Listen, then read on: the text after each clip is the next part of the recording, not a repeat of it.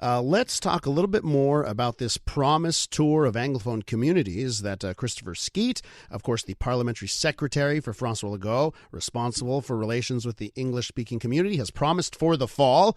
Let's go now to Liberal MNA Greg Kelley, who has some qualms with this plan. Hi, Greg. Elias, how you doing? I'm doing well. So, let's just get right to it. What's your problem with this plan to go speak to Anglos? To me, I'm thinking this is a good thing. More talk, the better, right? Well, the idea for what this consultation for is to create an action plan, and that was already conducted when we created the Secretariat 2017, 2018.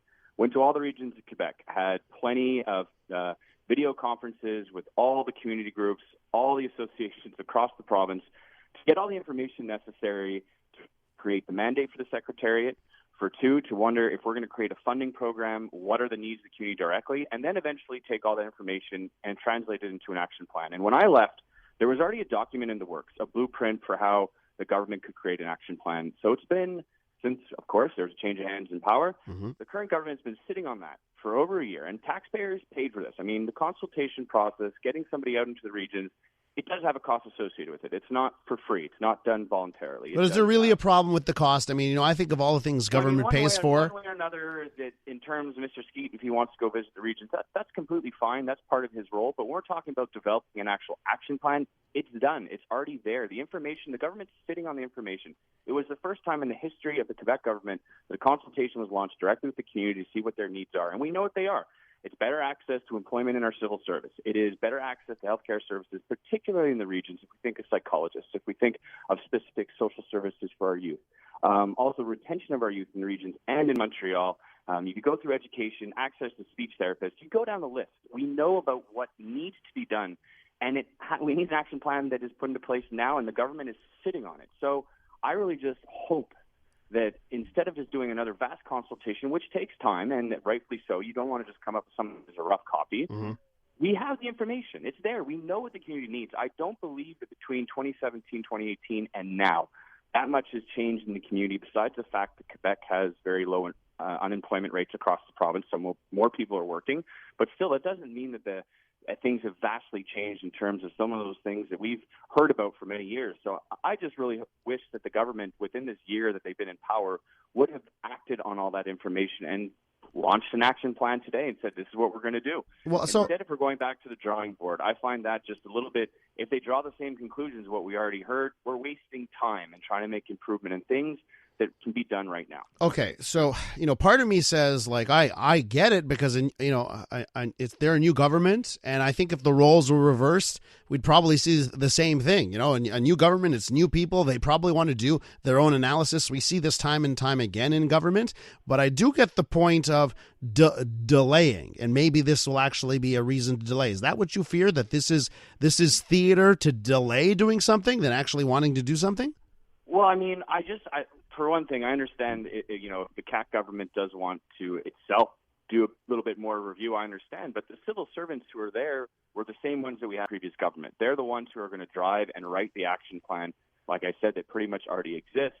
So is it a bit of delaying, or is it waiting for the right time to come out until you have an action plan before a campaign? Yes, we're only in the year one, but governments last for 4 years. So if you wait for things and then deliver some other goodies, does it play into a larger strategy like that? I mean, you can be cynical, but there's always calculations in politics. But again, one of the things that we wanted to do is that we speak from the federal government. And if you speak to community associations, of course they love to be consulted. But at the same time, they say, especially, and I hate to bash on the federal government, that they do a lot of consultations with the official languages groups across the country. And they say, at some point, though, consultations, as nice as they are, we really need action. We need the government to develop concrete strategies. Greg, with regards to that, if you say the previous government, the previous Liberal government already did the work, they've done the legwork, they've gone to the regions, you already have a report.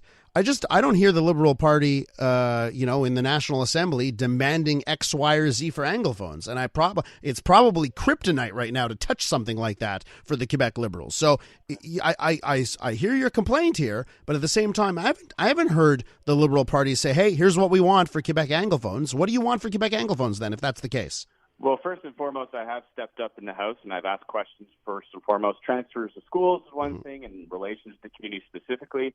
I've asked questions on school boards and the protection of minority rights.